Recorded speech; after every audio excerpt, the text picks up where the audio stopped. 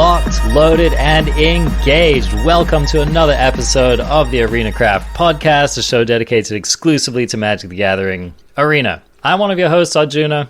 I'm joined today by CGB. We are now a little over 1 year old on this podcast. Thank you, everyone who showed up for our wonderful anniversary episode before. CGB, how did it feel answering all those listener questions? I actually enjoyed it. The real answer is that when I sit down and I'm in a place where it's like, yes, I will answer questions today and just be myself and give my whatever takes, love it or hate it. It's pretty fun. I think that the sour taste that got in my mouth about questions was just having them thrown at me when I'm also trying to be entertaining and play Magic on a regular basis. But when I know they're coming, it's actually really fun. In fact, not gonna brag, I could probably have taken a few more. Like I just feeling really like made of metal. Like I could take any amount, any that you throw at me. Like they just bounce off me, no problem. Master of Deflection, full effect. I mean, they're listening, CGB.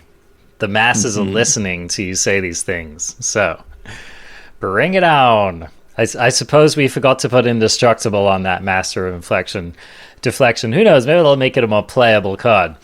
But yeah, thank you so much for everyone who wished us well wishes for our wishful next year of the podcast. And thanks to everyone again who's been listening for so long. It's been a really good time. And yeah, it was nice to have people write in and to have a dialogue with our audience.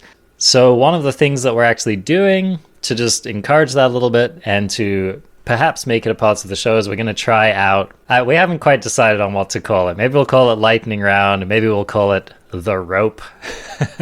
But at any rate, I'm going to take a listener question for the week. And I'm going to read this one this week. It was a question that we didn't answer last week that I thought was a good question, and I thought it was worth us considering.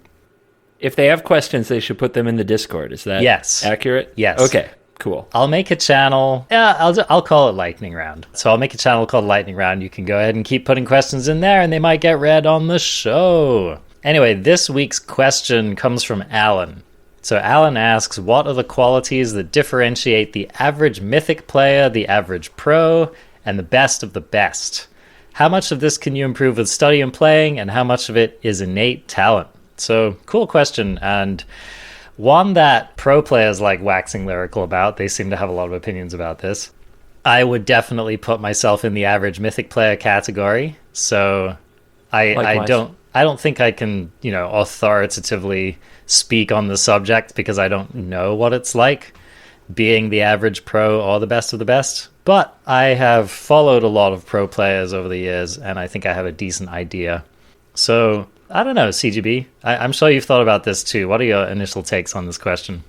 My first thought is when I think about the best of the best and what I see as very different from my experience, because I consider myself an average Mythic as well.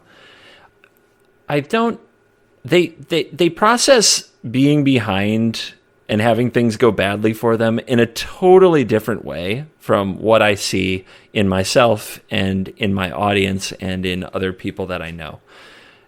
And the main way that comes out is just when you get unlucky, when things go poorly for you, when you have a bad streak of luck. I'm as guilty as the next person of getting upset, getting a little salty, feeling like it's not my day, deleting a deck because I guess it's stupid. All these things that people go through. And I know that most Magic players who play Arena process things the same way because there's a channel in the CGB Discord called Venting, and it gets a lot of activity, and so do my YouTube comments, and so does the main Magic channel in my Discord, because people feel the need to vent and get very frustrated when things don't go their way. And I know for a fact that pro players get upset about winning and losing a good amount. They're very competitive. They want to win. They wouldn't succeed without a drive, but they don't let it affect their plays when they're falling behind and getting unlucky in games very often. Most of the times, they take it in stride. How many times have you watched footage and you're watching one of the best players in the world. I'm thinking Paulo Vitor Damadurosa right now, current world champion, easily one of the top 3 or 4 all time. I'm also thinking of Gabriel Nassif. I'm thinking of several of these players. And something just incredibly unlucky happens to them, but you look at their face, you're like just glaring at their face for the reaction, and you get almost nothing. Like maybe a blink or an eye raise. And that might be all you get. It's like just staying in the moment under pressure and not letting those things change them, I think is really impressive. And I don't think most people know how to do that. Yeah. I think what you're getting at here is mindset, right? It's kind of like a big difference that separates people is mindset. And I think you're absolutely right about that. So this is kind of the way that I line this up, right? Is that I think there's a lot of things that you can work on which separate the average Mythic player from the average pro. I mean, frankly, the average Mythic player on Magic Online, reaching Mythic is definitely an achievement, and so I'm not trying to belittle anyone who reaches Mythic.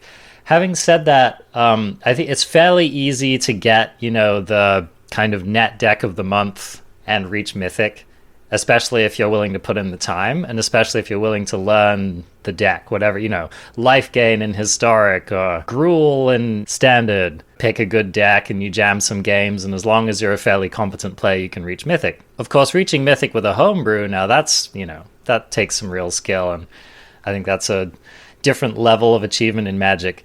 But I think that you see a lot of these behaviors, kind of like CGB said, still what I consider to be, not pro behaviors at the Mythic level. And that's, tilting off. It's just not thinking through your plays all the time. It's playing too fast. Yeah, playing too fast. Exactly. Some people really feel like they owe it to their opponent to play quickly. Yeah. And they get frustrated with other people and themselves if they don't make fast plays, but you owe it to yourself to make the right play if you can find it. Absolutely. One of the things I have to keep reminding myself of is that Magic is a thinking game. This is what I've had to remind myself of. Sometimes I'm in the mood to jam games of Magic and just kind of kick back and blow off some steam and have fun and whatever. And I try to catch myself when I'm in that mindset, and I try to play a deck that's kind of lends itself to that when I'm in that mindset, right? So that's a great time to pick up your mono red deck or your aggro deck, the kind of deck where you just jam. Now, it's not saying those decks don't take skill. If you want to actually win a lot of games, you should still be thinking very deeply about your plays. But I try to match the deck style to the mindset that I'm in, because this is what happens is that invariably, if I'm in kind of a loose mindset or an impatient mindset or whatever, I'll reach a point in a game of Magic where I have to remind myself, Arjuna, Magic is a thinking game. It doesn't really make sense to play a game like Magic if you're not willing to take the time to think about your plays. Or at least don't have the expectations that you're going to win. Yeah, exactly. Your expectation should be if you're playing the simple aggro deck to cast 20 spells and you don't want to think, your expectation shouldn't be that you win all your games and then tilt off and get mad that we're on the draw 3 times, Absolutely. So I think that the average pro is thinking carefully about their plays, they're studying the meta, they're putting in time, probably a lot of time. I also think that the average pro gets used to playing decks that they don't love. And I think the average pro gets used to making decisions based on what's going to win them the most at all times. I mean, not necessarily all times, right? Pros still have their preferences. You still have the Andrea Mangucci's of the world who just don't feel like showing up to a tournament without deck they like. But I think that's kind of the average pro. Now, the best of the best, it's just like the best of the best in any setting, where I don't think that you can train to be the best of the best. And this is what I mean, is that anyone who is the best at something has a little extra magic. No pun intended. Every basketball player who plays professionally trains hard. Every basketball pro has done an immense amount of work to get to where they are. Every basketball pro has achieved more than most people will ever achieve in the sporting world. But what it takes to be like a LeBron James or a Michael Jordan or, Kobe Bryant is just like something a little extra, right? It's a meeting of skill, luck, mindset, determination, and just a little bit of that magic. You know, they're just people who, for whatever it is, their brain just clicks a little harder than the rest of us around it. There are some people who could just try as hard as they possibly could to be the best basketball player in the world, and they're just never going to be as good as LeBron James. I think it's harder to figure out how you get to be the best of the best at something. It's just not... I don't think you can ultimately teach someone to be among the top 5 in anything. I think that just has to be a magical thing that happens on its own. I can roll with that. Well said. Awesome. All right, well, I'm sure that we could spend the entire show talking about that, but what we actually want to spend most of the show talking about is Kaldheim. It's here, basically. We're starting to get previews. Surprisingly, I definitely wasn't expecting to see them come out this week, so we're going to spend the majority of the show just looking at these new preview cards, trying to get a sense of the set, and trying to figure out what we're going to do with all of these new cards and archetypes and ideas that are coming at us. CGB, I don't know where you want to start with this. Do you just want to go over some of the broad strokes of what we're expecting to see in this set, and then we can start looking at the individual cards? It's the Viking set. So if you want to start in kind of a where we're going and what we're trying to do, it's definitely a Viking Norse mythology themed plane. The trailer is on YouTube. I strongly recommend anybody who hasn't to watch the Kaldheim trailer. So, the last trailer that got me excited for a set was War of the Spark. I thought it was a really exciting trailer. It encapsulated the lore, the story of Liliana, and that trailer was a very powerful moment in Magic, I think, when we all thought that Magic might be so much more than a game. It already was in many ways, but it was very cinematic, right? Very story-driven trailer, sweet music. They paid for a Linkin Park remix that was awesome.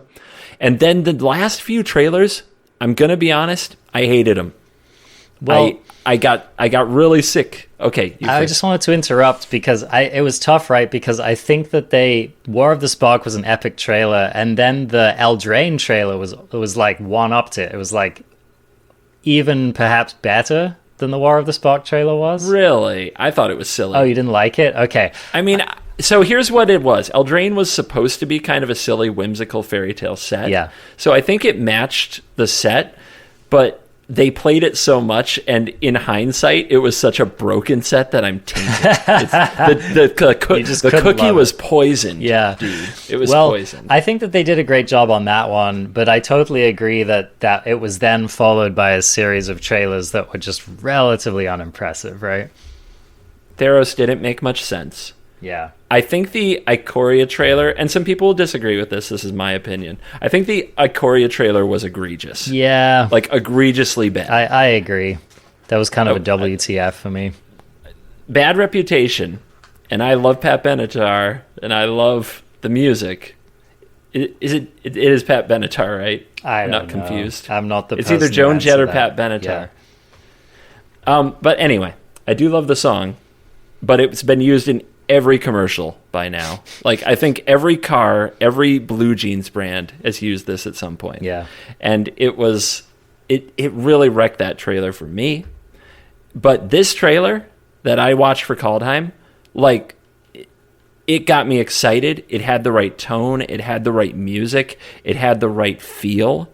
It had just a great vibe. And it also set a really cool stage. And they've made it very clear this spoiler week that this is tied into metal. Metal music is the tie-in that they're using. Yep. Now, are you a metal fan? I'm not. I have moments of metal heading where I really like a certain Disturbed album and a Dragon Force song, but I am not a hardcore metalhead by any standards. But I really like the trailer, and I like a lot of the stuff that they're doing. So, I mean, I can dabble in metal, you know. I'll experiment. I'll roll with it. I'm okay with that. I just really like this trailer, and I love how smart Twitch chat and the community is in general. They had me turn on closed captions for the trailer because there's a voiceover and you can't tell who it is. Now, do you know about this? No. Do you know who it is? No. So the voiceover is this menacing voice saying that there's this great weapon that wields great power, but in the right hands can be an instrument of absolute chaos. And you're like, ooh, I wonder who this is. You turn on the closed captions, it says Tybalt. Ah, okay. Yep. I mean, that was the assumption, right? When you see the end of the trailer and there's that dude standing there ready to grab, well, I'm not going to give it away, but at the end of the trailer you see someone who appears to be Tybalt. So that was the intimation. I didn't recognize him. I didn't get it. Okay. So it was a surprise to me. Got it. Well, yeah, definitely go watch the trailer and form your own conclusions based on that. But it was a pretty cool trailer. I'm not going to put it up there with the War of the Spark or the Eldraine trailers, but it definitely conveyed a feeling, and I thought that was cool. Yeah, so good vibes. So we have some cards here to look at, CGB. Why don't we jump in and start talking about them? Like, for example, we're seeing some tribal stuff. We're seeing elves return. Yep. We're seeing dwarves get a big shot in the arm. Yep. So there's definitely going to be some tribal stuff. Equipment, of course. Equipment and sagas both seem to be very present. Yep. And also maybe vehicles as well. So... Yep, and double-face cards are returning from Zendikar, which I thought was kind of interesting as a carryover to still have double-face cards. We knew the pathways were coming, but it looks like it's more than that. Right. Well, that's what I was thinking, is that maybe they decided that because this set also has pathways in it, that they're just going to lean in and do the DFC. Who knows? Maybe DFCs are here to stay. Which, frankly, I would be pretty stoked about. More from a limited standpoint than anything else. I just think that having double-face cards in limited makes so much sense. Mm-hmm. It's just such a big upgrade. And even like when we went back and played Kaladesh Remastered, it was just immediately apparent that flooding was a problem. And I think that stopped a lot of people from enjoying that set. And it was just one of those things where it was like, we've had this for one set, and it already just feels unimaginable that we could go back to not having it. So I do hope that they keep implementing that. I would definitely love to see even just one spell land for each color. You know what I mean? Just something in these new sets that would just make these limited formats feel a lot more engaging. Oh, we're going to get to a DFC in this set that I think is brilliant. Awesome. Okay. Let's start with these pathways, because this is kind of something that's been holding us back. I was definitely unhappy to see this full cycle not in standard, especially standard, because standard's just really needing good mana. Yes, absolutely. They've given the people what they want. And so the colors that are now getting their additional pathways are Golgari, Rakdos, Azorius, Simic. Is that it? I guess there were only 4, right? Yeah. Okay. Yep. We were missing 4. Kind of interesting how they released 6 in one and 4 in the other, but do with that as you will. Just some things to think about here. This makes it a lot more likely that you're going to be able to do something like play an aggro Azorius Flyers deck in standard. Aggro decks are definitely helped the most by these, but a lot of archetypes are just going to benefit from this. Rakdos, those are the two that stand out the most to me, Rakdos and Azorius, as being the kind of decks that often like to get on the board on turn 1.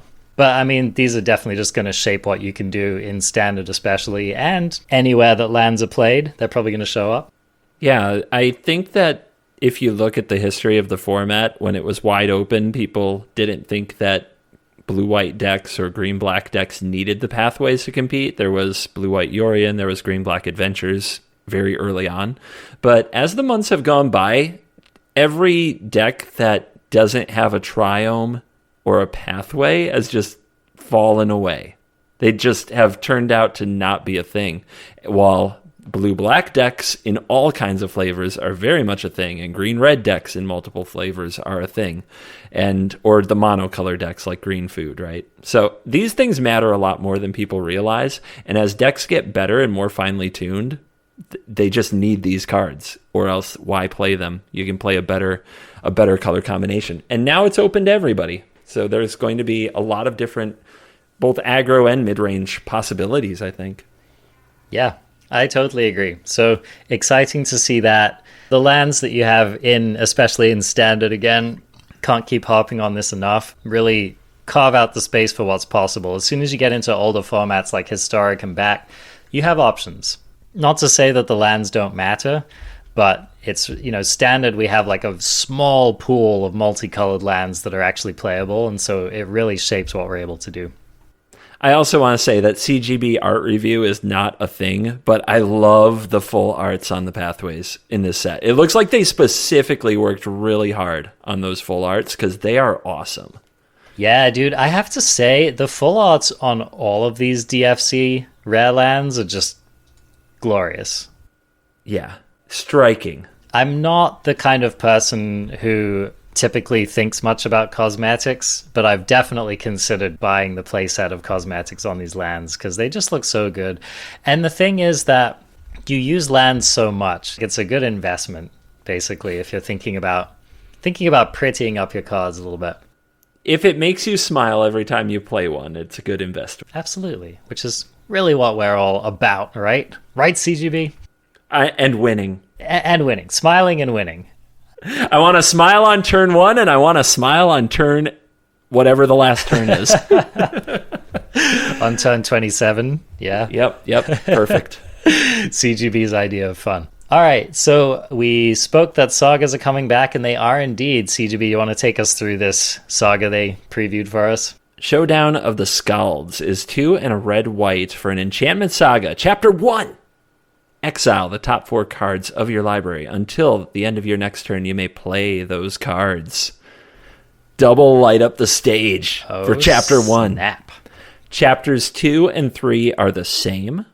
And it says, whenever you cast a spell this turn, put a +1/+1 counter on target creature you control. So, interesting card. Not immediately apparent what deck or archetype this is going to fit into, which is...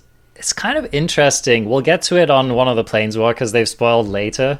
But I have this feeling with this set so far of like, you see half the card and you're like, oh yeah, I'm totally down with that. Like the first chapter, it reminds us of Escape to the Wilds. It's a very powerful effect. This doesn't immediately seem as powerful as that card because it's not ramping you.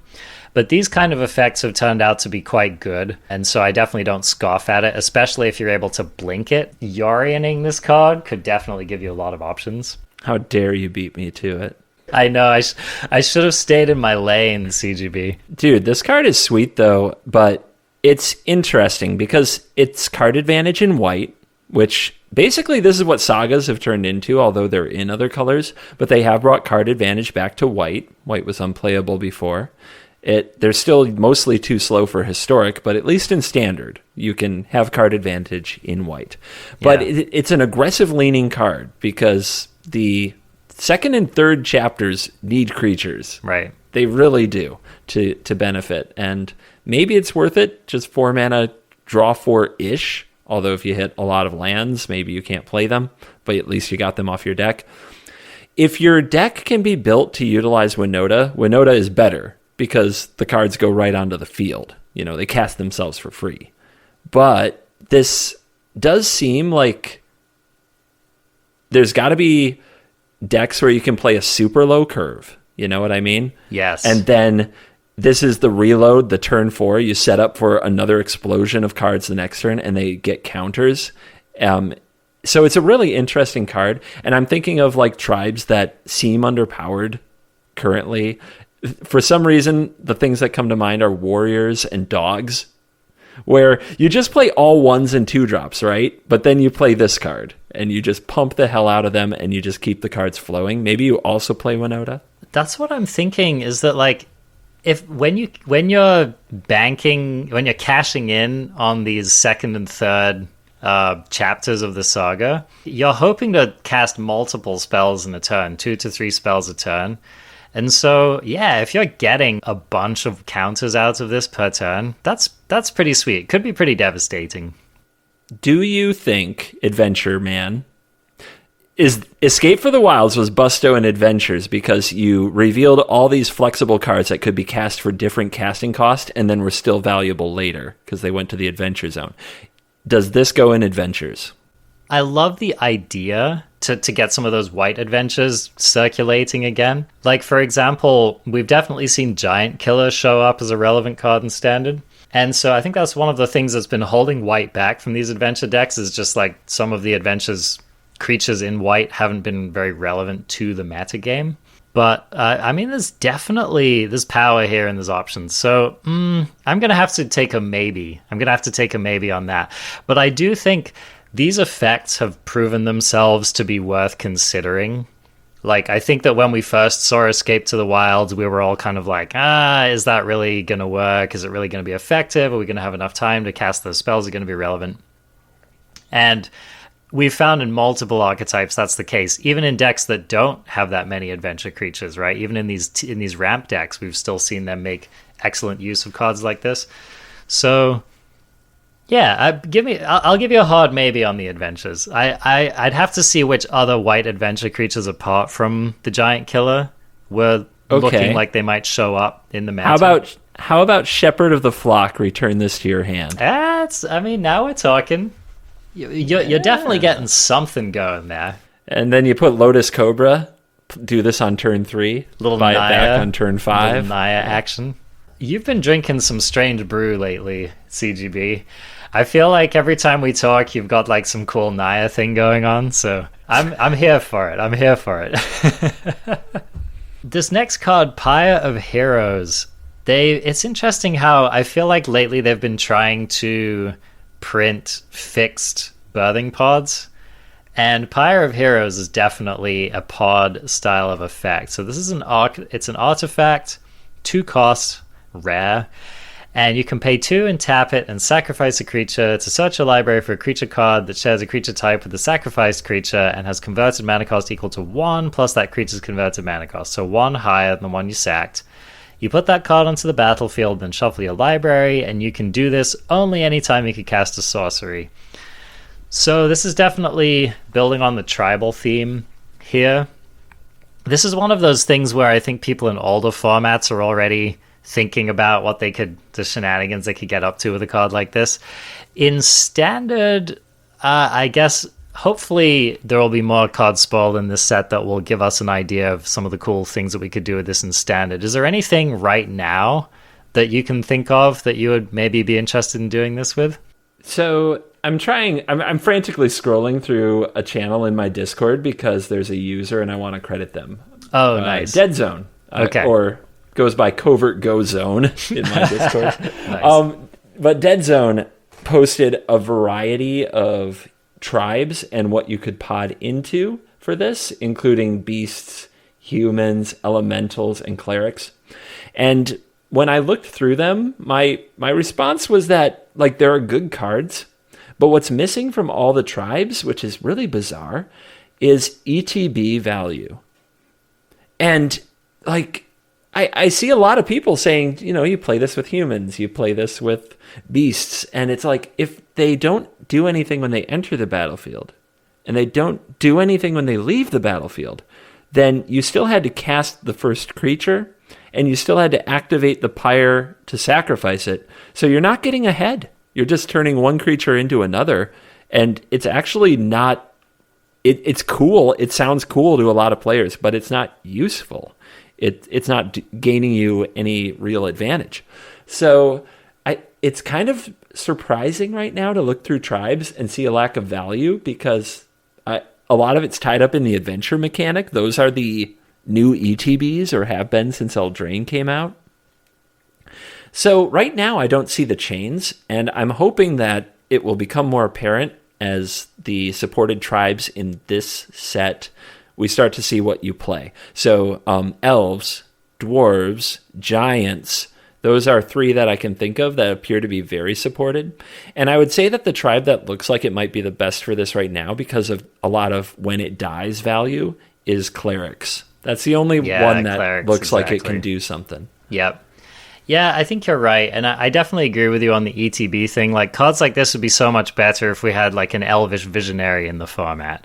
Exactly. Or even, like, for example, if, Llanowar Elves is sometimes in a format and not at the moment in Standard, but even being able to, like, cast a bunch of mana dorks and then cash them in for better creatures later is the kind of thing that adds value to a card like this. But, we're not going to be sacking our golden goose to go and get our 2 mana goose drop, so... Goose drop. You heard it here first. Oh, man. So yeah, I totally agree with you on that front. You need something a little more than what's on the face of this Pyre of Heroes card to make you really consider it. There are a lot of cards left to reveal, and this card is going to be legal for over a year. Yes. So there's a lot of sets to go. So there's a lot of potential, but it's the kind of card you keep in mind while reading all the spoilers, looking for those tribal interactions and good enter the battlefield and dies triggers. Absolutely. All right, well, let's keep moving it along here. So, CGB, read this Valkyrie Harbinger for us. Valkyrie Harbinger is a 4-white, 4/5 angel cleric with flying and lifelink. At the beginning of each end step, if you gained 4 or more life this turn, create a 4/4 white angel creature token with flying and vigilance. And I also want to say really quickly that I think a lot of these rares came from theme decks, like either theme boosters or theme decks that were revealed, and they won't be in regular booster packs. I see. So I think like the next 5 rares that we're going to look at aren't going to be in limited and regular booster packs. Now, maybe I'm wrong. I'm just going to put it out there. Could be wrong, but I definitely heard this a few times. Yeah, that makes sense. And when you look at the power level of these cards, that it kind of lines up. Like these don't look like the successors to Elder Gargaroth, right? These don't look like they're necessarily bringing us the top end of the standard format that we can expect. Well, in my opinion, and we're kind of burying them all at once, but in my opinion, these are all like super kitchen table Magic cards. Yeah. That was kind of my impression of it as well, without really thinking about it deeply. So, maybe we don't need to go super deep on them. Like, this card, for example, seems like it's just not really going to show up. Agreed. We'll just go through them quickly. So, Surtland Elementalist, 5 blue for an 8/8 creature giant wizard. As an additional cost to cast this spell, reveal a giant card from your hand or pay 2. I mean, right there, it's like, do I even need 9? Do I even need to go any further with this card? I thought it was going to say 2 less, Yeah. I mean, this card needs to I need to be slamming Emrakul to be but paying wait, there's this kind more. of cost. There's more. There's more. Okay, whenever Surtland Elementalist attacks, you may cast an instant or sorcery spell from your hand without paying its mana cost. You have to have a giant in your hand, and you have to have an expensive instant or sorcery. That's not an X card. Yeah. Like an ultimatum, I guess, right? Yeah, exactly. But it's just, I don't know. So we can dream on with this. Maybe this is some fun thing to cheat out with. I don't know. No, there's not. It's not. It's not even good enough to cheat into play. Your little brother will hate this card, but that's it. Sorry, Elementalist. All right, read us Cleaving Reaper. Cleaving Reaper. Why is that hard? It shouldn't be that hard. It sucks. It's tough. Cleaving Reaper is 3 black for an Angel Berserker. It is a 5/3 flying trample, and you may pay 3 life to return Cleaving Reaper from your graveyard to your hand. Activate this ability only if you had an Angel or Berserker enter the battlefield under your control this turn. This is a card which is actually like, I could imagine a world in which this card was playable. The problem is the Angel or Berserker clause is kind of sucks. Well, I agree that sucks, but I'll throw it to you like this. If this said it returned from the graveyard to the battlefield, playable. Yeah. The fact that goes to hand... Hand does kind of suck, doesn't it? Yeah. It does. Yeah, so maybe that takes it out of standard playability range. But, a recurring 5/3 flying trampler that you can get back without spending mana, get back to your hand, is... It's a powerful effect. How about Surtland Flinger? 3 red giant berserker, 4/6. When this is so perfect. When Surtland Flinger attacks, you may sacrifice another creature. Guess what it does? When you do, the Flinger deals damage equal to the sacrifice creature's power to any target. Get it? It's a flinger, and when it attacks, it flings. I see what you did there. Now, wait, there's more. If the sacrificed creature was a giant, Oh my gosh. the flinger deals twice that damage instead. So we're thinking of croaking someone to the face for 12 with this. Is that kind of where we're going with this? We're thinking that you put this on the table, you cast Beanstalk Giant the next turn, then attack with it. I see. Okay. All right. Well, this is a silly card that's probably going to show up on the ladder with people trying to get you. Bad terror of the peaks. Yeah, exactly. This goes in your what was that deck that people were making with that Gigantify or whatever it was card? Colossification. Yeah, that's what I'm talking. Good Lord. This goes straight into your Colossification deck. Canopy Tactician, 3 and a green, 3/3 creature elf warrior. Other elves you control get +1/+1, and you can tap it to add triple green. The 4-mana lords haven't seen, like, they have not had a lot of impact. Yeah, I agree. Just reading down the card, like, elves get +1/+1, you can add triple green, and it's a 3/3. It's like, okay, again, this is a card which I could imagine it showing up somewhere, but I agree, it's not jumping off the page. Adding triple green is a lot of mana, though. We have a couple of uncommons to look at here. Let's read Armed and Armored. Armed and Armored for us, CGB. It's very British right there. Armed and armored. Armed and armored. 1 and a white instant. Vehicles you control become artifact creatures until end of turn. Choose a dwarf you control. Attach any number of equipment you control to it. Oh, jeez, man. I've never seen a card reference 3 different classes of cards that are currently like not just so meh. You know what I mean? Yeah. Vehicles, dwarves, and equipment all referenced on the same card. So when you evaluate it, it's like, well, not right now. Like not in the standard we live in. Yeah. So it would take a lot of interesting printings for this card to be relevant. You know what's funny? This card could have gone right into Kaladesh Remastered. True. Yep. Because that had all of these... Well, I guess it didn't really have equipment going on, but it definitely had the vehicles and the dwarves aspect. So I wonder if we're going to see some kind of janky... It's probably going to be some kind of janky Get 'em Dead vehicles deck in Historic featuring this card. But yeah, who knows where this card's going to show up. Nowhere. I know where it'll show up. Nowhere. I was not imagining myself wanting to resolve this spell either. Okay, next we have Kaldheim Aspirant, 2 and a white, creature human cleric. Angel spells you cast cost 2 less to cast, and it is a 2/2. So again, hard to imagine really wanting to play this card. You're the guy who said Palladium Mirror was playable. It's more playable than this card. It would take a lot of really impressive angels. It would. I'm wondering if like, even reading these cards, they still feel like they come from a theme deck. Am I kind of on the right track? Yeah, I think that's still true. Yeah. I think that's still true. Yeah, so... Alright, how about Warchanter Skald? 2 and a white for a 2/3 dwarf cleric. Whenever Warchanter Skald becomes tapped, if it's enchanted or equipped, create a 2/1 red dwarf berserker creature token. So I guess the dwarves are going to be clerics if they're white and berserkers if they're red, I guess. Mm-hmm. We are continuing the white dwarf thing from Kaladesh, which is interesting. Right. I guess. What do you think of this card? I think it's a little lacking, but what do you got? It's closer, right? It's closer. It is. Especially with cards like the Sky Mall in the format. That's pretty nice little sequencing going there. And especially we have that Boros legendary lady who makes equipment cool. So I'm still struggling with this one a little bit, but it seems plausible. I'm off it. Yeah. Okay, it's hard to get me into most things that say equipment or enchanted. Agreed. It takes work. Is this a wombo combo with the demon hug? Okay, move on. Just move on now. Cutting you off. Just walk away from the card, Arjuna. All right.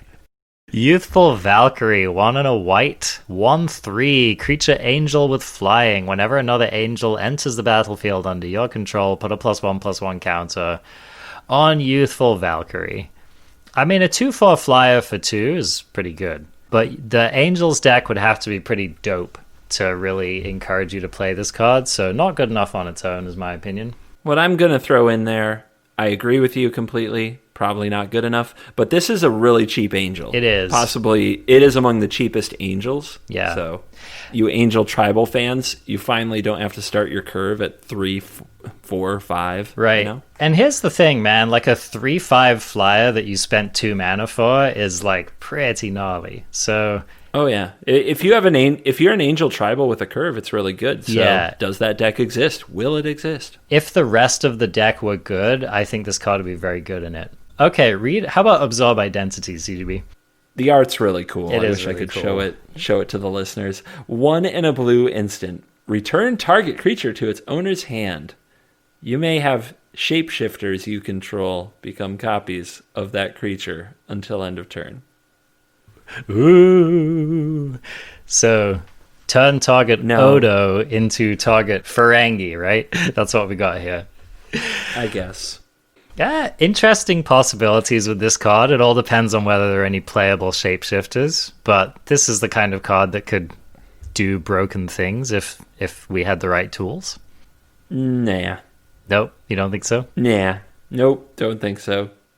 You gotta have something meaningful to target. If it's your own thing, you already paid mana to play it, and it needed to survive. If it's the opponent's thing, they still have their broken thing, and you only have 1 turn of your shapeshifters, whatever the hell those are, doing the thing.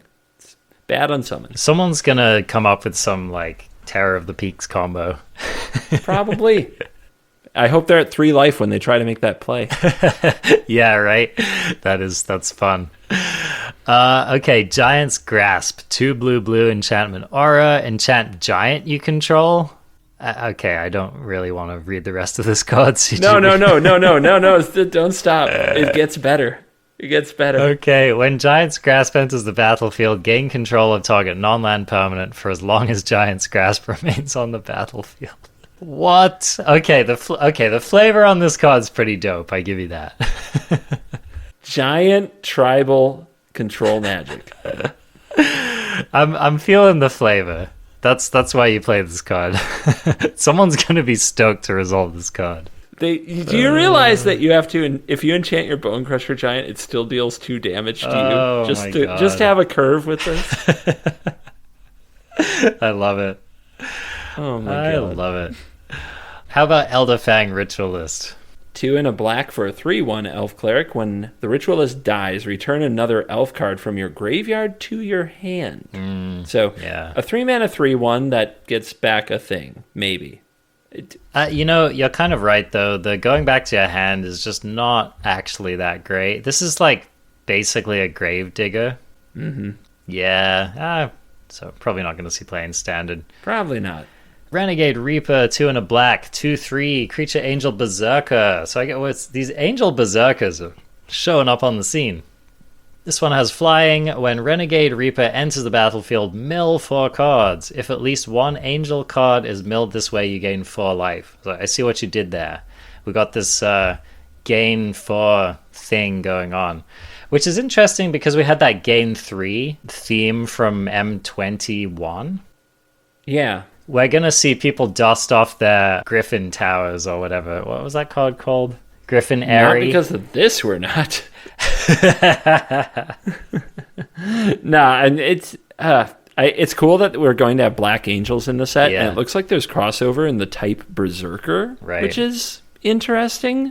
Berserker Tribal might actually come to pass as a thing, but this is, again, more about hinting to what's going to be in the set than these cards actually being good. Yeah. This next card is probably in a similar vein, CGB. Read for us Thornmantle Striker. 4 and a black for an Elf Rogue. When this card enters the battlefield, choose 1. Remove X counters from target permanent, where X is the number of elves you control. Or target creature and opponent controls gets -X, where, you guessed it, X is the number of elves you control. And it's a 4/3. So 5 mana, 4/3, ETB, elf stuff. Yeah, this is my question for you, CGB. How many CMC would you have to shave off this card to even possibly consider thinking about playing this in standard? If you shaved 1, it would take a very specific meta, and the elves in the format would have to be very good. Yeah. The surroundings. If you shave 2, it's a go-getter. Right. That's so that's what I'm thinking as well. It's like, in order for this card to match the power level of current standard, it would probably have to cost 2 less, which gives you an idea of the playability of this card. Well, again, it's also about hinting about the future. We have elf rogues. Rogues is already a type, and it's in black. So we have black elves that are also sometimes rogues. So we might see some elves hanging out in your favorite blue-black mill deck someday. I do like, so one of the things I'm noticing is, like, we had this elf cleric with the ritualist. We have this elf rogue with the striker. It makes me think that they're going to start randomly putting party types on more creatures, which I hope they do, because I would definitely like for that party synergy to continue being a consideration for as long as it's in standard. So yes. I hope they do. I really do. All right. Bearded Axe, 2 and a red artifact equipment. Equipped creature gets +1/+1 for each dwarf, equipment, and or vehicle you control. And it has equip 2. So flagrantly unplayable in standard. I feel like it's Groundhog Day. How many cards are they going to put dwarf equipment and or vehicle on? I know, right? Oh my goodness. This is a theme. It's a theme. They better be some good ones, or else, my goodness. Oh, but that's nothing compared to the next one. May I read you Fire Giant's Fury? Yeah, read this for us. I am always amazed at how people get excited over weird tribals. You know what I mean? Yeah. Like, I think that if they did Pokemon Tribal, like, or just insert whatever here, you know, if they did Algae Tribal, like, there would be people who would be excited about it. Yeah, you know, just get it. Love it. But, like, this one, I can't believe how many people have been excited about this. Fire Giant's Fury, 1 and a red sorcery. Target giant you control gets +2/+2 and gains trample until end of turn. Whenever it deals combat damage to a player this turn, exile that many cards from the top of your library. Until the end of your next turn, you may play those cards. Is this the card you're going to jam into your Bone Crusher deck, CGB? I just... It's so frustrating because you have to play all giants. Like, you can't even play this if you don't have a giant. No. If you have no giant, you can't play this card. It only targets giants. Yeah. It's sorcery freaking speed. It walks into removal like somebody just walks into a rake. It just slaps up and hits them in the face and they're out cold. But somebody is going to put this on. They're going to bring back Kroxa. Their opponent's going to discard the last card in their hand. Their opponent's going to draw a land for their turn. And the Kroxa is going to attack with Fire Giant's Fury, exile 8 freaking cards.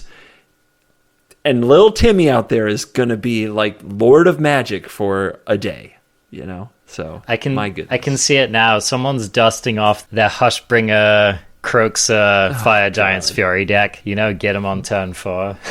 Now is the time. So get ready to run into that in the play queue. But yeah, this card doesn't even look playable in limited, so it's hard for me to imagine anyone wanting to cast this. Here's the problem, right, is that how cheap can giants get? They're going to have to start reaching. They're going to have like Giant Rat, you know, which is like a 2/2 for 1 red mana or something. Yeah, I mean, but I think that's very doable, and I'm looking forward to it, because we just saw a 2-mana Angel. Yeah. So who knows? Yeah. Here's the problem, right? You can't have a regular, like a giant of a regular thing cost 2 mana, I feel like is a flavor fail, so you have to start enlarging tiny things. Giant Algae. Giant Algae. You get that Giant Algae tribal deck going on. It's a sleeper. All right, Gilded Assault Car, 1 red for a 5/1 artifact vehicle. This is the first vehicle I've seen in this set. It has Trample and Crew 2, and you can sacrifice 2 treasures to return Gilded Assault Cart from your graveyard to your hand. So we're putting this in our Gadrak deck, is what I'm getting from this. No, not at all.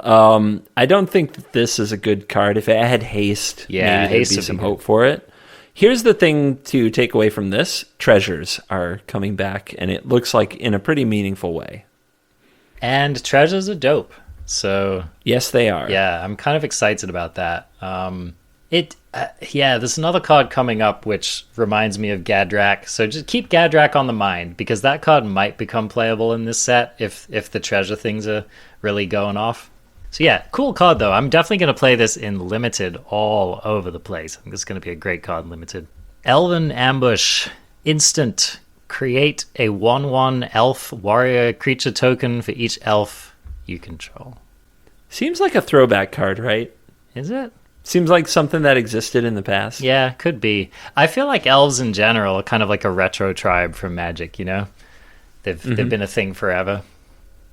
Yep. But pretty neat card. I mean, people are going to try it somewhere. Yeah. Like if you have a lot of ETBs, but obviously not something I have my eye on for high impact. If you're jealous of people who get to play Collected Company and Historic, then you can kind of have your own fun with Elven Ambush. Sure. I don't know. The right deck could play this in Standard, but it seems like a stretch. So how about something that triggers with landfall, like a Felidar Retreat? It's tokens. Never mind. I was going to say a Shia. Remember our last review where we mentioned things with a Shia, but it's non-token. Yep. However, this this could be a somewhat of an interesting combo with Felidar Retreat. But anyway, Gladewalker Ritualist. Read this for us, CGB. 2 and a green for a 3/3 shapeshifter. Whenever I'll get to the front line in a second. Whenever another creature named Gladewalker Ritualist enters the battlefield under your control, draw a card. And this has Changeling. So this is a signal that Changeling is coming back, which Changeling is weird. It says this card is every creature type all at once. And a few things to point out with Changeling. It is both good and bad. So, for example, like this can't trigger a Winota because it's a human, even though it's also not a human. And when it's in the deck, you can't find it with Winota because it's not a human when it's in your deck. The Changeling is only active on the field. It's kind of tough. But it functions as a member of the party because it's a rogue, a cleric, a wizard, and a warrior all the time. But it isn't a full party because it can only represent one of those.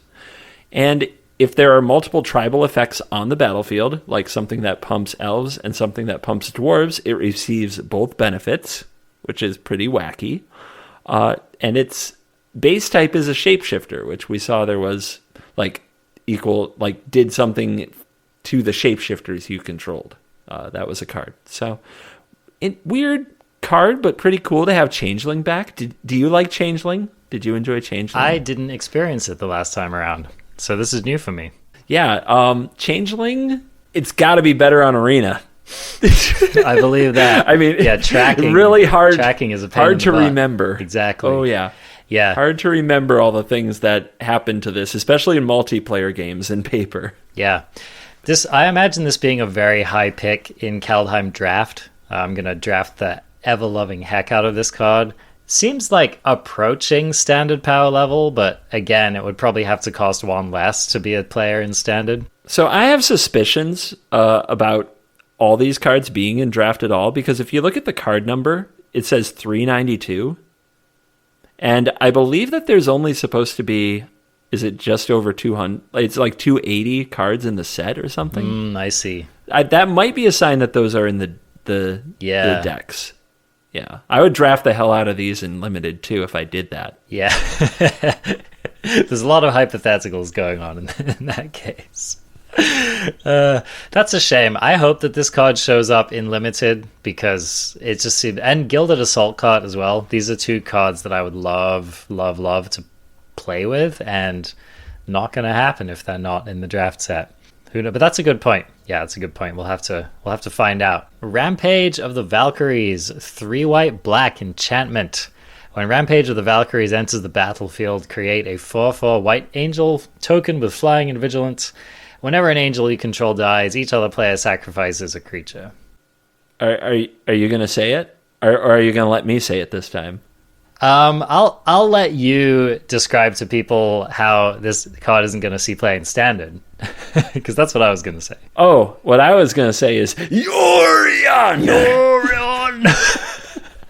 Do you think that people would try this in a Yorion deck? I mean, I'll do it.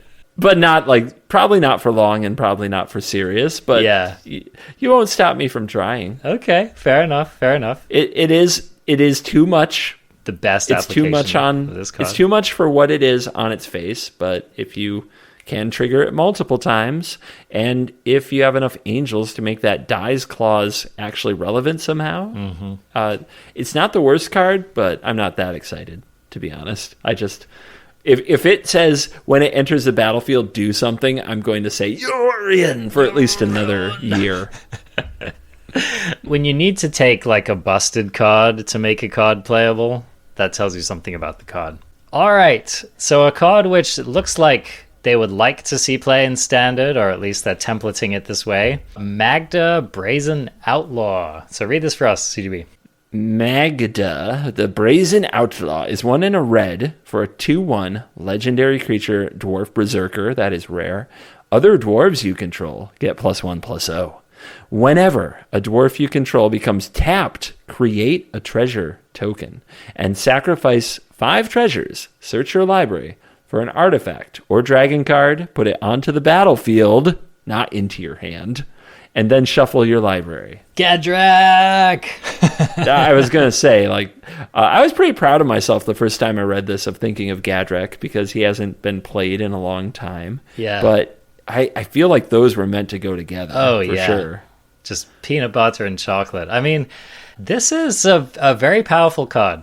If there are other playable dwarves in Standard, like a 2-mana Lord that has additional text is something to pay attention to, for sure. It's interesting because it pumps the dwarves, the small creatures, but it ramps you to the big creatures. Yep. So you kind of have this dual deck building option, but you also don't have to fill your deck with dragons. You can have a dragon. Yeah. Like, if it's exactly. good enough and kills the opponent, you can run a dragon and make it worth it. What we have right now is Rimrock Knight. We have Torbran. I think that what this card... I mean, we have 7 dwarves, which people are pointing out. But I think that what this card really needs, and what red decks really need, we need like 1 red, 2/1 dwarf. You know, something like that. Yeah. We need some 1 mana good dwarves. Yeah. And then maybe we're playing Magic. Absolutely. No, I agree. That, something these red decks have been missing in this current Standard is really, really good 1-drops. I guess I shouldn't say really, really good. Let's start with playable, all right? Playable 1-drops. Cards better than the Hellhound. So let's talk real quick about the dragons you could fetch, because I love the idea of putting just like one fatty dragon in your deck and being able to just summon it up. So is Terror of the Peaks a dragon? Yes. Okay, so that's a nice place to start. Don't we have like some gnarly 7-mana dragon in Standard? Yeah, It's Terror I want to... something. Yes, I want Terror of Valakut. Does that sound right? Is Kalsisma? Anyway, something. It 5/5 gives all your creatures double strike when it enters the battlefield. That's the thing I was thinking of. Now, keep in mind, sacrifice 5 treasures to search your library for an artifact or dragon card is an instant speed effect. So you could let the opponent declare blocks and make this a combat trick, or ambush somebody with your dragon. Oh no! You know so what else? That's really cool. Check this out, dude. Embercleave. Yeah, artifact. That's right. That's pretty You don't need a gnarly. lot. Yeah. So you can run 1 Terror of the Peaks and your Embercleaves, and you can go fetch Embercleave with Magda the Brazen Outlaw's ability if you have 5 treasures. Just what we needed. I mean, acclaimed contender, Nahiri. Now this, like, they wanted people casting Embercleave on turn 4 or 5 of every freaking game of Magic. Like, Oh, yeah. Why? Why do they do this to us? You know what else though? The cool thing about a card like this is that you can just put this is a Swiss Army knife kind of a card. So you could put the Great Henge in your deck. Have some kind of Oh my god, yeah. Gruul You Dwarf could. aggro, right? Which will be super, again, like getting a Great Henge for free. Get your magic mirror for free.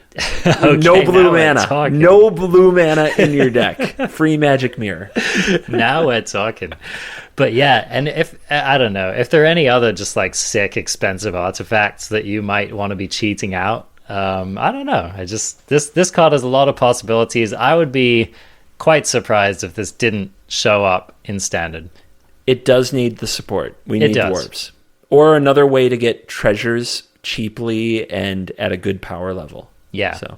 But I love the idea of like a Magda, Gadrak, insert other treasury and dwarfy cards here deck. That sounds like a lot of fun. And it does sound like it could be very powerful.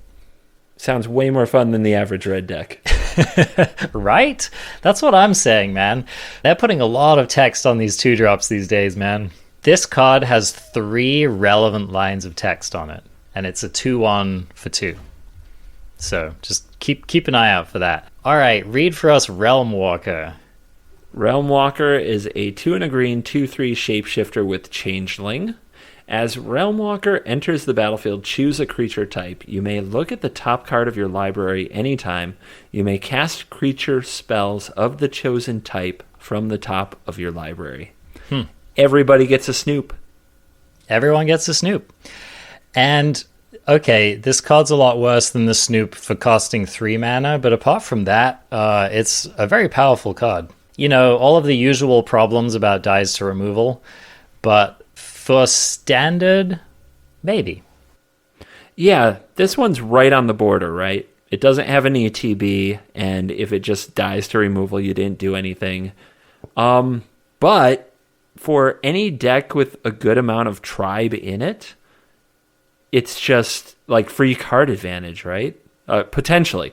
So if your tribe needs card advantage, this is an option if you're also playing green. I was messing with people on stream saying Sultai Rogues, they need more card advantage. There you go. There you go.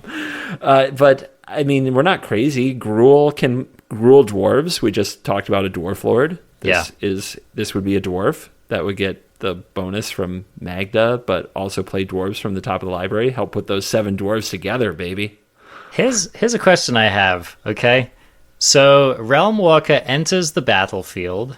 Oh, wait, okay. As Realm Walker enters the battlefield, choose a creature type. Does this mean that you have to choose the type before you get to look at the top card? Yes. Okay, because this card would be more powerful if you could look at what was on top before deciding, right? I might be wrong, but I think...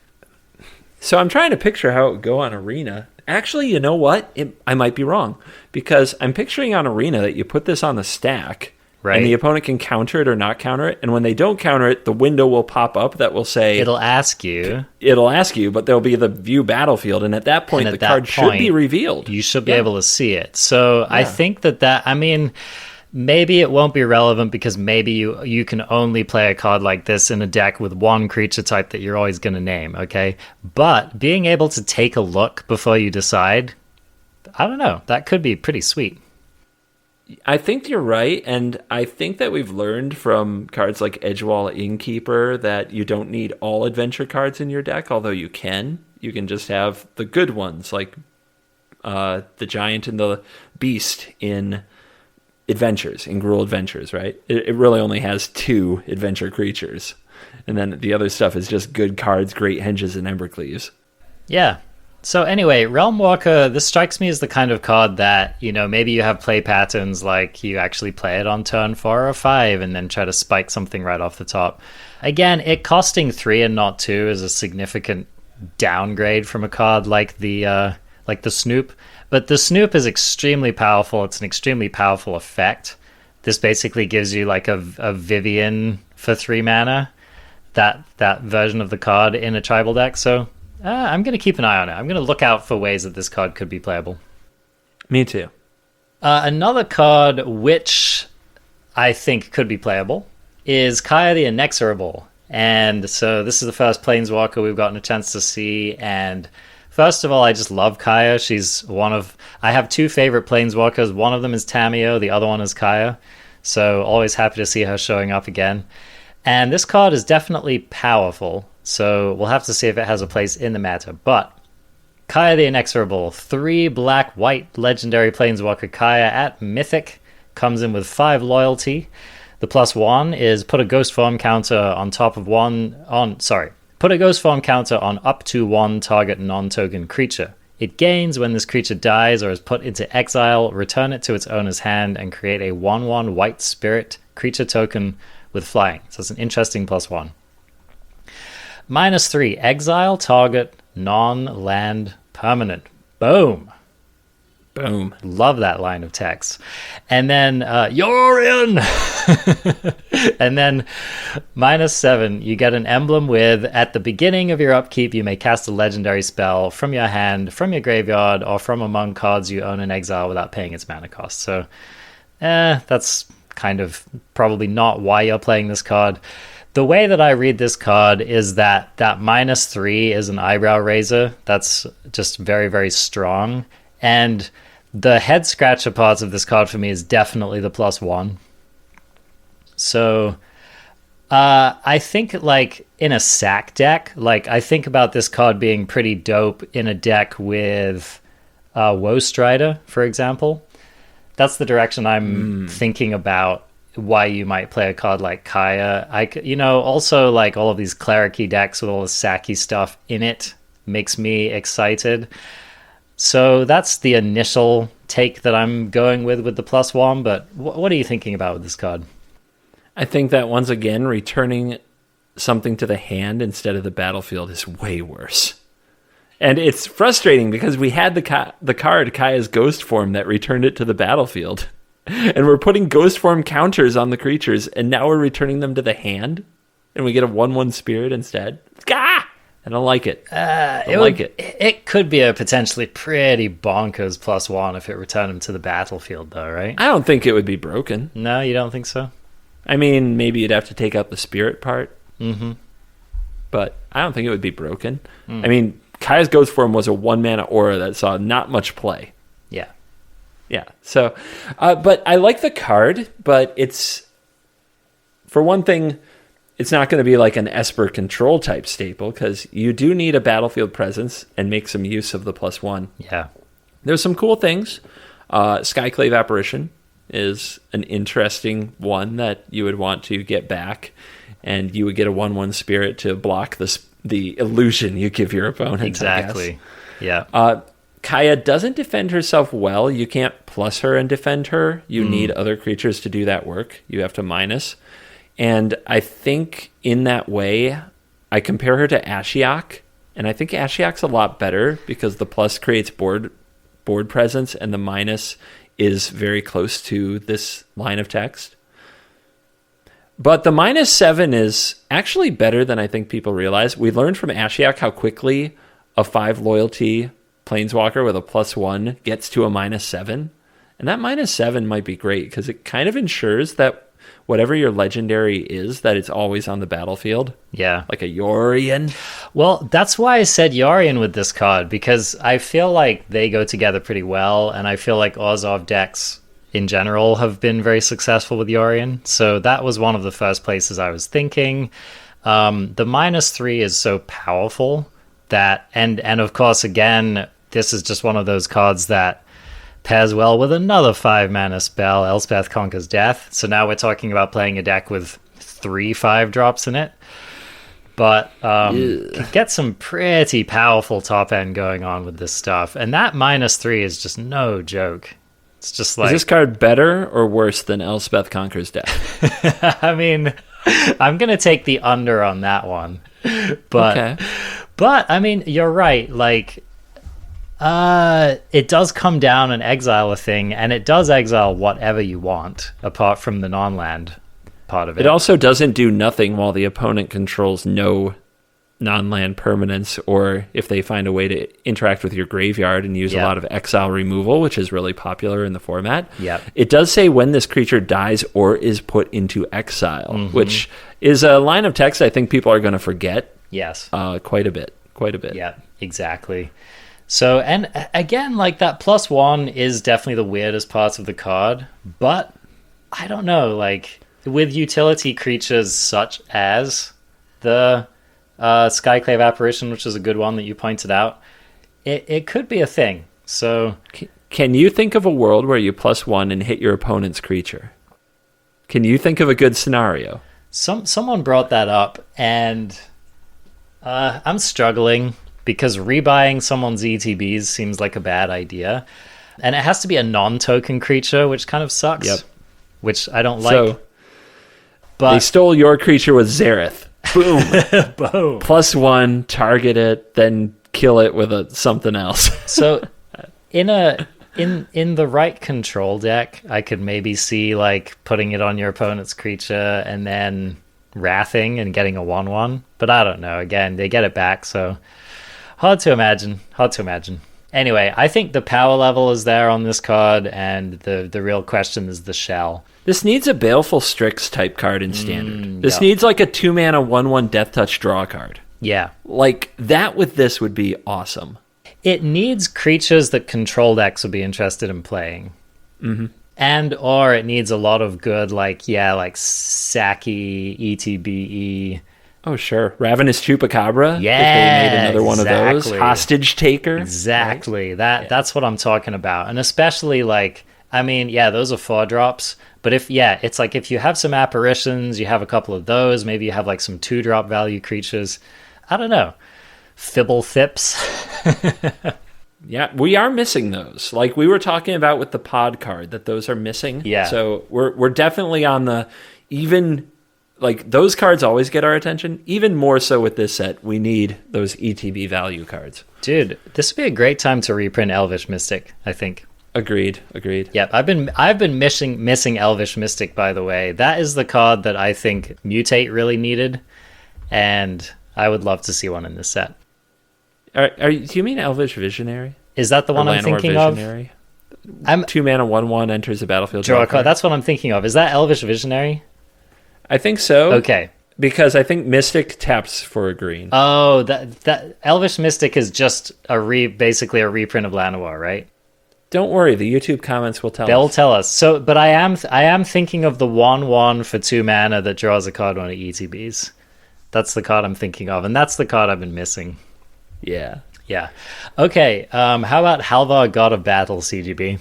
Okay, this is 2 and a white, 4 total mana for a legendary creature god that is a mythic. It is a 4/4. And it says, legendary creatures you control that are enchanted or equipped have double strike. At the beginning of each combat, you may attach target aura or equipment attached to a creature you control to target creature you control. This is a DFC. There is another side to it. And the other side is Sword of the Realms, which appears to be the sword in the trailer, by the way, if you watch the trailer. 1 and a white legendary artifact equipment. Equipped creature gets +2/+0 and has vigilance. Whenever equipped creature dies, return it to its owner's hand. Equip 1 and a white. It's a DFC, right? So you can just play it as either side? Yes. Okay, cool. I guess we know that because it has a little triangle in the upper left corner. Yes. Okay, so you can just choose which side you cast. This is... I don't know. I'm going to let you take the first swing at this one. Swing.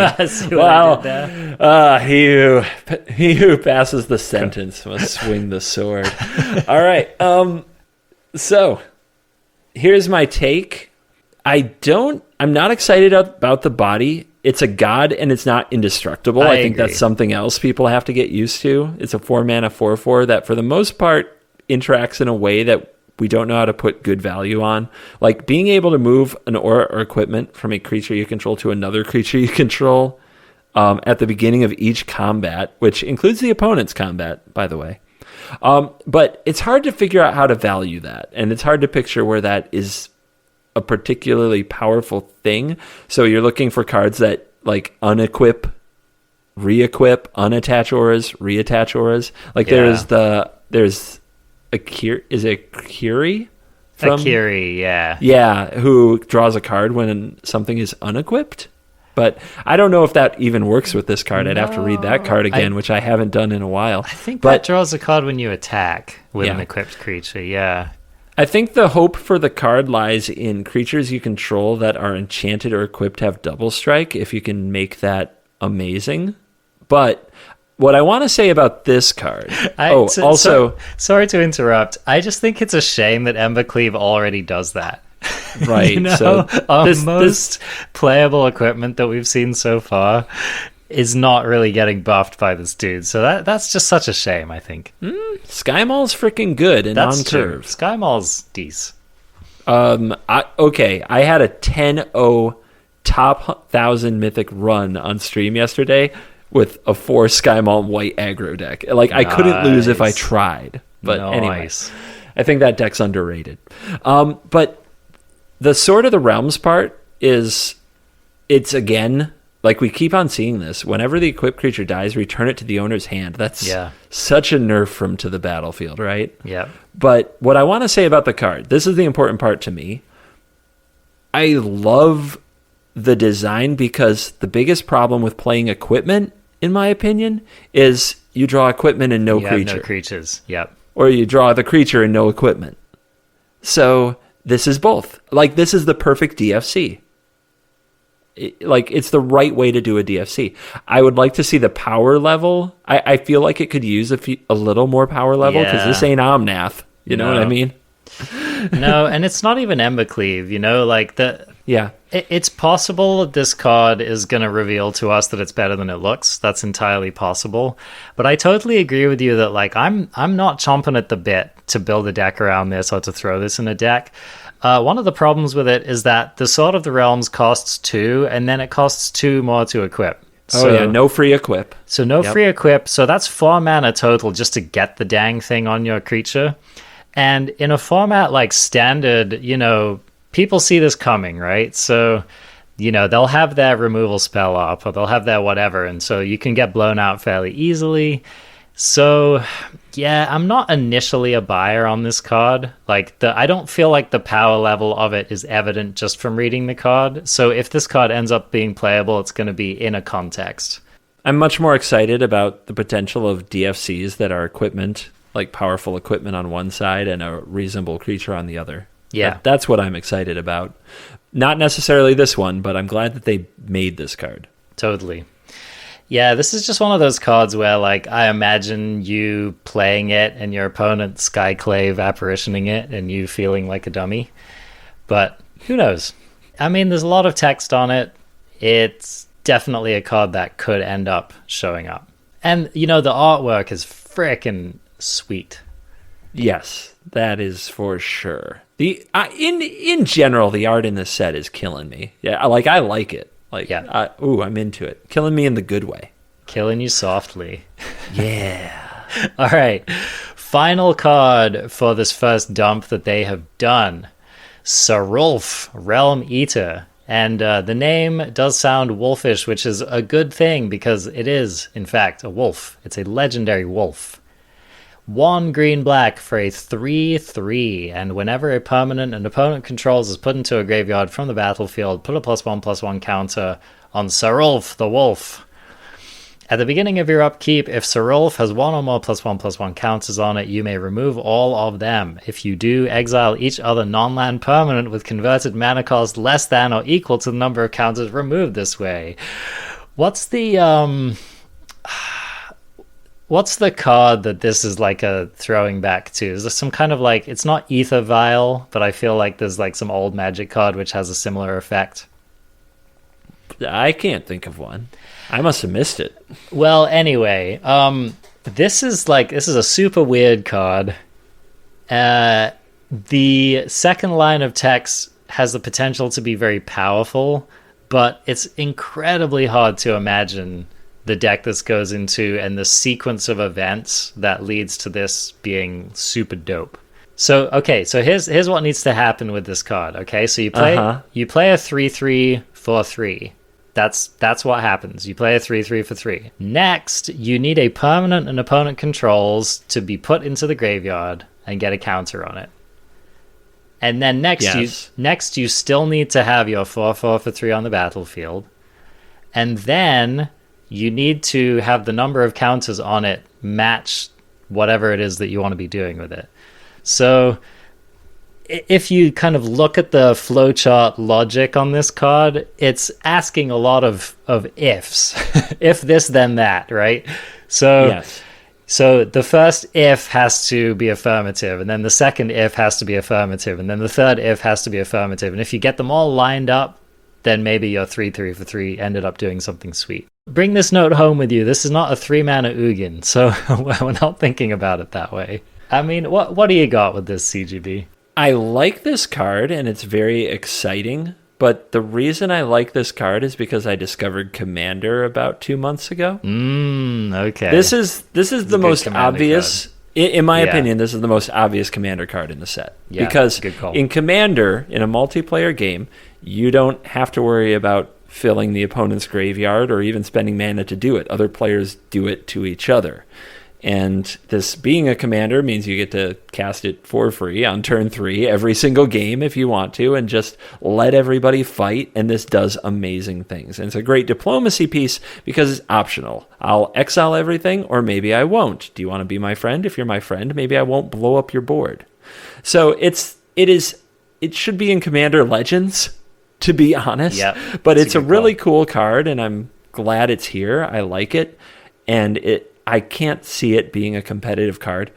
The closest I came is I was like, well, maybe it's sideboard against Rakdos, like historic Rakdos Sacrifice. You know, they're going off with Cat Oven. It just builds up your Realm Eater, and then you blow up all your permanents. Then it occurred to me, claim the Firstborn. Nah. Yeah. Nope. Nah. That doesn't sound good. Nah, bruh. That's not going to do it. Yeah. Can you imagine, like, they steal it from you and then they get to decide what to exile? That would be actually a disaster. Because it's at the beginning of the upkeep, they don't. But they do just get to. Right. They do just get to hit you for 1 million. Yeah. So it doesn't matter. Yeah. Interesting. So, no, you raise a great point. This is an excellent, fun commander card. That's exactly where you should play it. And that's probably about where this card ends. The artwork, I actually like the normal artwork on it a lot, though. It's really sweet looking big wolfy It's got the boy. Aurora Borealis in the background, and the wolf is like as tall as the trees, and has some neon socks. So, what do you make of the neon socks on the wolf? I'm a buyer. Where do I get some socks like that? I'm sure Amazon can hook you up. This is a very colorful black-green card, I will say. It's also a very blue black-green card, which is interesting. But also, why isn't this a giant? It is a giant wolf. It's a big wolf, It's a very dude. big wolf. Or maybe those are just really small trees. I don't think so. Maybe Kaldheim has small pine trees. Regardless, sure, dude. That's going to cover us for the cards that have been spoiled so far. So I agree with CGB that I feel like a number of the cards that we read today are probably not even going to show up in regular boosters, and as a result, those cards are usually not playable in standard. But we have read a couple of sweet cards, and I do think there are definitely cards on this list that are going to be key players in standard. Could you pick a favorite on the spot? Yeah, it's definitely the Magda. Definitely. Yeah. I have high hopes for Magda. I think that Magda could bring red back into the spotlight. I think it could bring mono red back into the spotlight. It's possible. If just like you said, we need to get a strong 1-drop, and there are a couple of other points that need to get filled out, like with the treasures. But Magda is the one that really jumps off the page to me. Do you want me to tell you mine? Yeah. You're never going to believe it. I won't. And then once I say, you're going to go straight into the wrap-up, because it's just what you'd expect. Ready? Okay. Ready? I'm ready. Hengegate Pathway. Then that's going to wrap up the Arena Craft podcast. Thanks for joining us for another week. You can find our show wherever you can find podcasts. We are on iTunes. We're on Spotify. We are on YouTube. Keep leaving those YouTube comments. We love them. Also, subscribe and share with your friends. I see this like almost every video we release, CGB on YouTube. I see someone posting that being like, why doesn't this get more views? This podcast is so cool. I feel like more people should be watching this. Well, you know what? I agree with you people. And you know how you help that to happen? Is that you tell your friends and you subscribe and you share it with more people. And that's how the word gets out. So you can also find CGB on his YouTube channel, so go check him out. He's rocking it. And you can also see him streaming on Twitch, so keep an eye out for him there. That's going to wrap it up, and we will look forward to hopefully bringing you more Kaldheim cards next week. And if we don't hear you before, Merry Christmas and Happy Holidays. Indeed.